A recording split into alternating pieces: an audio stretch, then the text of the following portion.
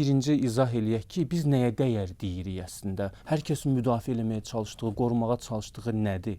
Birinci növbədə bizim toplumun xarakterinə baxmaq lazımdır. Biz mahiyyətcə şərq toplumlarının böyük əksəriyyətində olduğu kimi inanc toplumuyuq. Biz düşüncə toplumu deyilik. Biz inandığımıza dəyər deyən cəmiyyətik.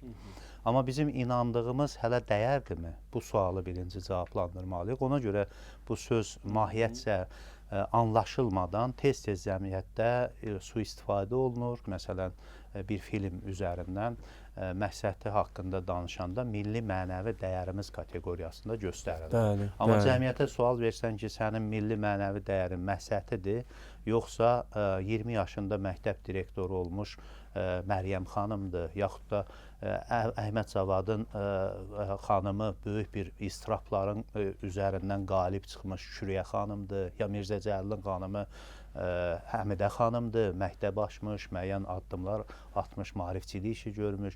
Onda cəmiyyət burada çaşqınlıq içində qalacaqdır. Çünki özünə məxsus olanı daha çox düşüncə üzərindən yox, inanc üzərindən götürdüyünə görə bunu anlamaqda çətinlik çəkir. Dəyərlərə ümumiyyətlə bir mövcud platformadan baxmaq lazımdır. 3 kateqoriyada götürməlisən. Birinci, ölən dəyərlər. İkinci, sənin dəyişən dəyərlərin, bir də yaşayan dəyərlərin. Ölən dəyərlər artıq bir siyasi sistemin, hansısa bir sosial quruluşun çöküşü ilə ölür, yoxa çıxır. Məsələn, Osmanlıda fərqli bir dəyərlər vardı. Amma siyasi sistem çökən kimi o dəyərlər çöktü, yeni bir Türkiyə Cümhuriyyəti başqa dəyərlər üzərində formalaşdı. O nə idi? Saxta dəyər idi, tez O saxta dəyər deyildi. tez dağılır. Demək, dəyərlər mədəniyyət üzərindən müəyyən olunur.